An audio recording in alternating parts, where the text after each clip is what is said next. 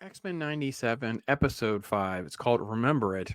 Probably should be called Mutant Massacre. Intense, intense episode. So let's talk about it, the direction of the show, and what I think about it right now.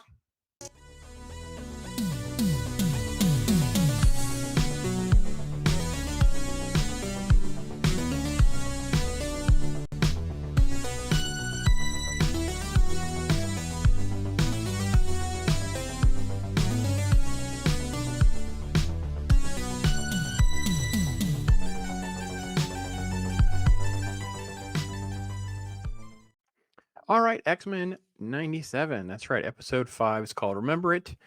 Brief synopsis catches us up with Cyclops and Jean, baby Nathan, being sent into the future because of what Mr. Sinister had done. Bishop takes him, of course, into the future. We'll see briefly who he becomes. Madeline Pierce kind of like gone back out into the world. Not a lot else has happened that got to this point other than like the UN debacle with Magneto that turned into conflict, left Storm powerless, and that was left in the last episode where she meets Forge.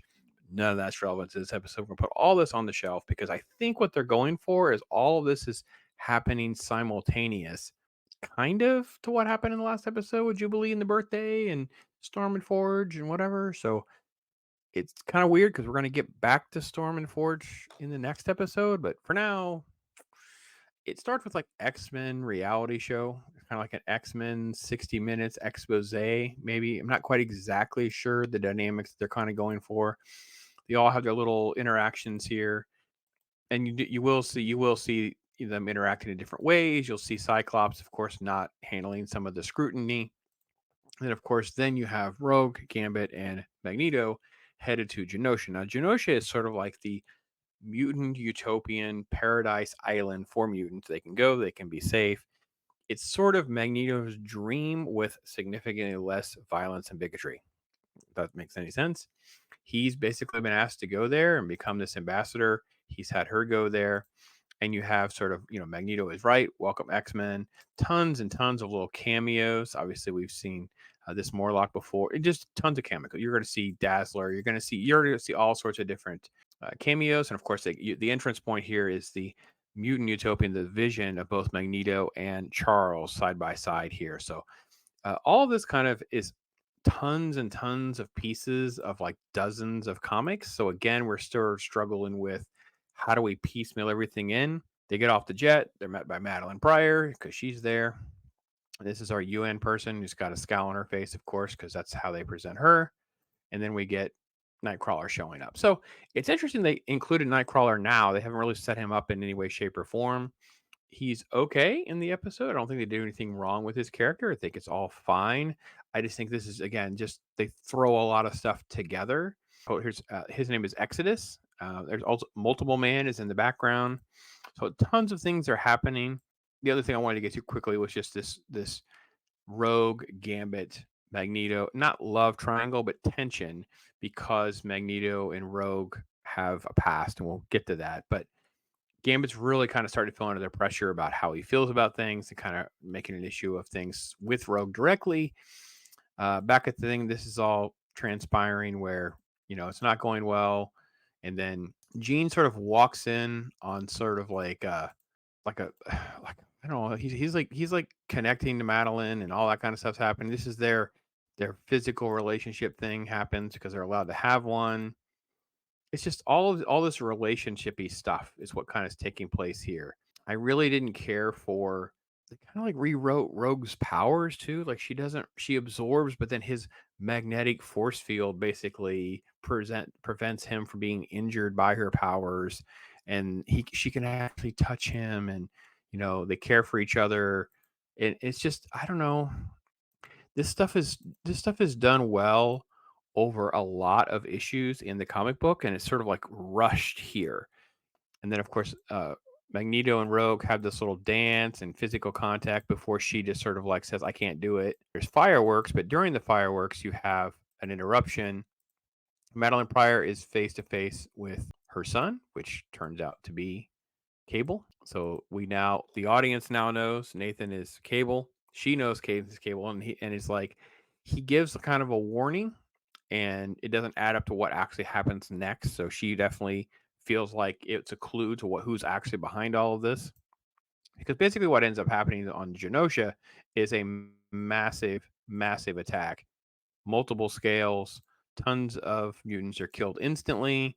Some survive but barely survive, things like that. The fight breaks out, fires, chaos, some sentinels, and then you have this one here, right? So I'm assuming they're going for like the wild sentinel, but that's like Cassandra Nova, new X-Men type era and beyond. So again, we're mixing and matching things together.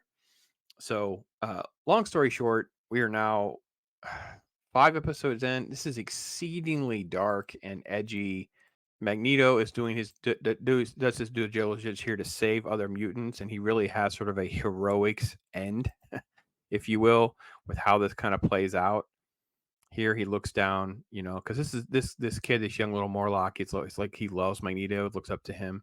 Then of course Gambit, he has to have his hero journey as well. It's really, really emotional what he does and how he sacrifices himself, jumping in harm's way. And then when he's connected to the thing, he can use his energy projection, and it causes the destruction of that Sentinel. And everyone's at home at the mansion and stuff are all watching, and Rogue is there dealing with a fallen Gambit, and everyone's just emotionally devastated. Crazy, dark. I was sort of, I don't want to say blown away. I'm not disliking the show, but again, I'm stuck with who is the show for? Is the show for the writers? Because the show isn't for Disney and Marvel to make money. It's not for kids to buy action figures. There's no Wolverine. Like we were 5 episodes in. The most Wolverine we had was like 1 or 2 fight scenes. The weird power up thing with Gambit, I think it was episode 1. And then he's just a sad sack for Jean most of the time. Okay. They're not out there selling action figures from this. Well, not the kids. Maybe to collectors who want the 97 molds. Fair enough. But I don't disagree that this is a good show. I'm just trying to question the flow and editing. Things are very rushed and thrown together. And I think with the original series, it felt like they were giving some of those stories time to breathe. And they'd be part 1, part 2, part 3, or they would do like I actually complained about it because I thought they should just do dedicated Savage Land stories, but they had Savage Land for what, 10 episodes or something, little pieces of here and there.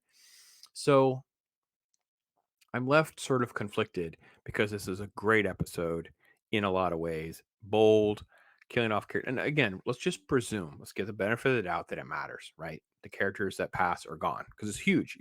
Yeah, that's where I'm at. And then we're going to pick up now with episode 6, the last part of episode 4 with Life Death, the Forge Storm stuff. So the editing, the flow, the continuity, all of it just seems so jumbled still. And I'm hoping for the best, but I'm still fearful of the worst. And I don't feel like there's really been all the political agenda and all the nonsense that some people thought there was going to be. I feel like it's okay. It's in line with all of the comic books. It's just that they take pieces of so many things and try to shoehorn and cram them all in. I mean, you have Exodus is alongside. It's just there's so many timeline pieces of when things happen, and it's like, no, we just shove them all in together. It don't make sense. You're like, okay. So I'd love to hear your take on it. Like I said, I don't dislike it. I'm fine to keep watching. I have a lot of questions that I still remain unanswered, and it kind of feels like a completely different show than its original source. Not from the universe it's in, but from the darkness and the edginess of it all. Like it feels so much more mature. It's for the people that watch that show that are in their 20s, 30s, and 40s, not for kids now. It's not trying to bring X-Men to the new generation. X-Men 97 is not for new kids on Disney Plus. It's for the people who watched 92 and they just happen to hear it. Maybe that's the best way to explain it. That's my impression of it. Love to hear from you, though. Tell what you guys think. I am Pops. The most popular comic book in the world today is coming to life.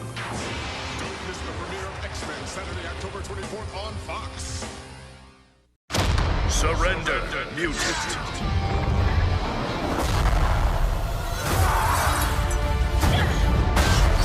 Give him the forecast. Omega level threat detected.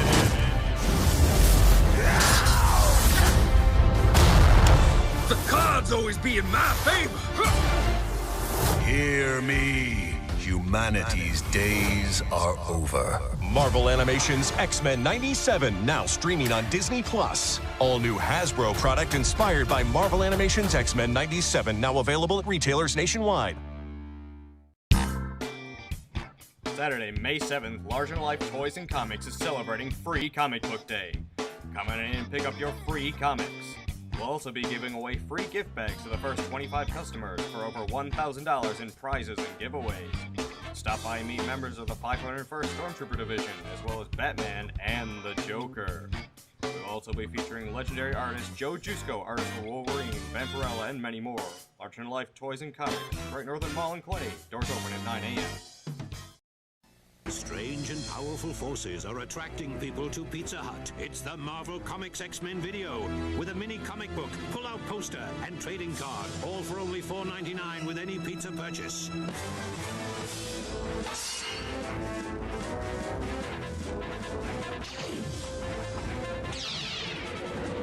There are 2 video packs to collect, so hurry and get your claws on them. Oh, I'll wrap that up. Exclusively at Pizza Hut.